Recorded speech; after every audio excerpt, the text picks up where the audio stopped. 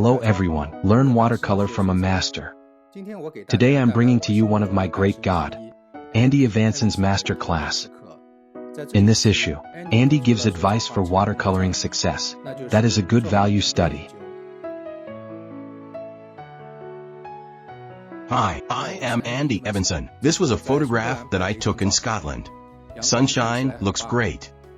Love the shadow shape. And the little figures sitting there by the wall. I didn't really like any of the poles in there. Obviously, this one's kind of ugly. I didn't want that one, but I went back and forth on this one here. It's not at a good spot where it's right at a tangent with the edge of this building. So if I wanted to include it, I needed to push it over this way a little bit, but it will interfere with the gap here. So I decided to just leave that out. I didn't really like the fact that the figures were getting a little close to center. I tried to maybe tuck them over to a little bit. The other thing I had to do is, I usually do a value study first. You know, my normal approach of just doing the middle value and switching gears to the color painting. But today, I want to make some modifications to the shape of these shadows. So I went ahead and made this one with darker shadows. I wanted to make sure it worked okay with those shadows, just like here. So another thing I did was, I didn't want the side of this building to be too close to the center. So I squashed this wall and compared it to the photograph. It's a little longer there. The same token, I also moved the figures over. And I don't like this continuous wall. Divide everything into upper and lower parts. So I just open this up into a little kind of a walkway in there and increase some shadows in there. You can see on my value study to make it a bit more connection with the nearby shadows. I did like the little shrubs here, but it seems a little short. So I made it a little higher on the value study. I stress again, it's really useful to work on the value study before you get started. To work through on some elements is very valuable. You can't just coming up with a mental checklist. Include all the changes to your photos. Finally, it's going to all magically come together on your color painting. So I worked through a lot of potential things in my mind on the value study. About value study, I done a couple little drawing things. You can see that I removed the middle street light. I was going to squish this building, so I could keep that pole in over there, but the two buildings could be almost the exact same size. I really don't like that. Comparing it down to the value study, we can see that this was not happened. But I put all the other changes I imagined in my mind, worked through on the value study. So all that mental prep work that you do ahead of time really pays off.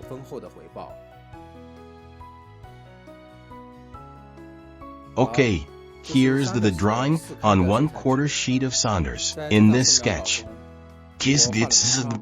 But I didn't draw shadow shape of chimney. I was going to do it when I paint in color, as I had done the value study. So I know where all my structures are going to be. Include structure, shadows, walls, and figures.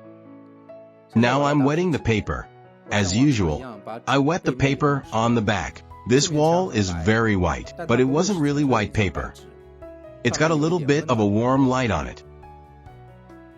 Now you see it was wet here.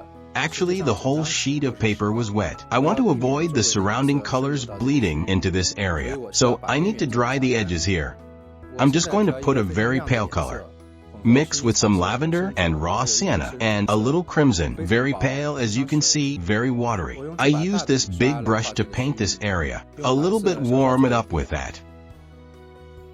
Also drop in the right brush on that wall, just kind of bounce around. Now, I went on to darken here. I added some more raw sienna and burnt sienna. I went into this area, kind of paint around this guy, but it's okay. It doesn't affect their skin tone later. As for the dark shirt, I took a little paper towel wad and dabbed off her shirt. I wanted her shirt to stay a little bit brighter. Paper was all damp now, just big brush, big puddles. Then I add some neutral tint to previous color, some raw sienna and burnt sienna to paint the ground nearby. You can see that the ground here is warmer, just like in the photo. I added some quinacridone gold and some rose to make it brighter, to warming up on the side of that building. All buildings are also very warm colors. Looking back at the photograph, you can see that building had quite a warm color on it. And then that color was also reflected into the windows. You can see some of those gold colors reflected in the windows. So I was sure that I was dropping a little bit of that in there. Now I was adding a little bit of cobalt blue, dull colored down slightly, to paint this rooftop. This roof will probably be painted again in the future. Remember the original value study. It was more of a middle value, even if it's going to be darker later. But we still have to do it first wash, including the left chimney pots. Okay, now it's time to mix my sky. I made the paint a lot richer. Now it's a little dry here. You can see that the chimney pot colors are bleeding in there. I started shaping the chimney. I switched to a smaller brush. Make the border of the chimney pots. Since everything is still damp, you can see the borders of these chimneys I just painted are a little fuzzing. Form a soft edge. It's because the consistency of the paint on the brush now is very close to the previous consistency, so the timing is just good to join one color to the next all the way back and earlier modules and get soft edges. It's all about the consistency of the paint. If I have too much moisture on my brush now, the color here should be bleeding way out and causing a bloom. Okay, it's a lot of practicing the consistency of your paint. And okay, now I'm adding some neutral tint to the mixture to make the side of this building. You can see I left out these golden areas on the window, and I got some nice soft edge. The corner of this house is a little too fuzzy, but it's okay. It should be almost dry, won't continue to be bleeding out. Now I add more quinacridone gold and cadmium red into things to paint that rooftop in the background, a warm rooftop. I just painted the sky here. Everything is still damp, so the same issue. I have to make sure the consistency of this, so I can get the nice soft edge between the roof and the sky, not be too watery, or it's going to bleed up and explode into the sky. I switched to a number 12 synthetic brush with warmer color to drop in some flesh tone on figures. You can see I did take a paper towel and dab her out a little bit brighter. I use stronger orange with a smaller synthetic brush to paint on chimney pots with a lot more paint. You can see the blue on the palette is more running, and now the color is thicker. Here now, so there's my first light wash. You can see that I started by filling this in first with that pink, and filled all that in with the warm. This single low wall, and here, the chimney pots, and the sky above. Lastly, here was that red. Here the rooftop, a couple little areas in this brick. And the chimney pots, the skin tone of the figures are also bounced in a little red. Now all the places are brushed. There's not even any white left behind. Everything is nice and soft. Alright, I'll let the paper dry a little before I come back. Good, now I'm going to get ready to paint the second wash, the middle value wash. This is a richer layer of color. Do you remember when you worked on value study? You need a big puddle of middle value Payne's gray to connect everything together. Now comes to its color version. The difference is, now it's not just gray, but more purple, brown, golden yellow, and blue. Let my palette looks like this. Remember to mix more paint. When you draw a large area, you can ensure that there is enough pigment, instead of stop and mix too often in the middle of that shape. Okay, let's start with the rooftop. Brown, purple, grayish-brown to blue. Does it look very similar to the one on the palette? I changed the colors several times, make rich color transformations and interesting edges. I can mix between two colors on a palette. Bring up grayer and darker colors. Paint this wall of the building. I covered it entirely. Just leave out these windows. Now I switch to browns to paint the building right side. Again, lost edge here between those buildings. Also get a nice soft edge. There was no blooming into the brown or vice versa, because when blue to brown is connected, the consistency of the paint on the brush is very consistent. Here I made the shape of the shadow. Do you remember on the value study, I add the shadow here? I can express their shape very well now. I continued to draw down.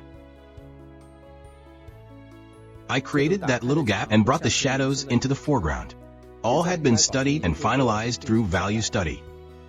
Look at these beautiful tiny color transitions. Even in this little area, you can also see some of that blue and violet and brown transitions. Now back to my palette. I've been using that for a while. The pigment has turned gray and dirty. But it's okay. I got a big fluid puddle violet and bluish grays, just to draw shadows on the top of the road. Here the open walls and forward shadows attract the sight to form a flow, carried on over to the left, leaving some sunspots on the road. To deal with this bush, I tried to paint it a little higher than the low wall. All of this is connected together, continuously from here. Form, color transitions, solved all problems. Forms a good connection, good visual stream. Now I'll come back with small natural brush. Make that little doorway. Let's go back to a small synthetic brush. To make the texture on the wall, do some dry brushing. Now back to these figures. Now we got a nice, big shadow shape. The guy's shirt that's connected. It doesn't matter. Even a little darker. This is exactly what I want. Now I have finished big connection of the middle value. Although the value of the figure is darker than the middle value, but I will continue to darken a few of these areas next. Now let's compare with the original value study we did before. Compare it back and forth. There was a lot of issues in the original photo that needed to be solved. You didn't even know where to go. But now working through those issues, that was my map. I did the value study. The rest is just copying. Changed colors on my brush several times. Switched value study to color version. That's all. Okay, this step is the middle value stage. Now it's time to do the darkers. Let's go back to the value study we did earlier. I just drew this big shadow shape as value study. From the roof here, I negatively painted around this little window jutting out, and this skylight window continuing to the right shadows. The important thing is that I made this little bend. Look at this value study. Look back at the photos here. I extended it to the roof. Bend and extend up. The same as that on the value study. I also darkened here, and really popping the wall out now. Now I use small synthetic brush for more details. These little windows, details of the figures in front of the wall. I just darkened up the shadow behind that guy's shirt. The shirt popped out from the shadows. The figures are more energetic, and the chimney from here. I don't want to make it sound like the details aren't important. Details clearly bring more meaning and vitality. But there's a time and a place for it. Back to these walls, while maintaining a good grasp of the relationship, making some stones textures by dry brush, some dark colors, some little darker cracks. And these little stuffs, the window on the side, a little dark tint on the edge of the rooftop line. Okay, not getting too carried away. A little bit on the road here, just to break the monotony of a large shadow. Let's come back again, kind of going back all the way to the reference photograph, to the value study. Sun shines from here. I made a little bit warmer. There were even some bright colors in the shadows, so that the shadows are more alive. A lot of times the photographs tend to cool, and tend to make shadows a bit too dark. All right, it's an interesting process, is the scene I want. So I thought it would make a good step-by-step for you just to follow along. All right, let's have a review. What Andy tells us is, don't rush to paint. Make a good value study. In this process, make good compositions, choices, and rehearsals. You're half the way there. In addition, Andy pays great attention to composition, and he also told us, the secret to the soft connection of colors is to keep the same consistency of the pigment. Have you learned? Alright, if you like my video, welcome to like and follow. Thank you for watching.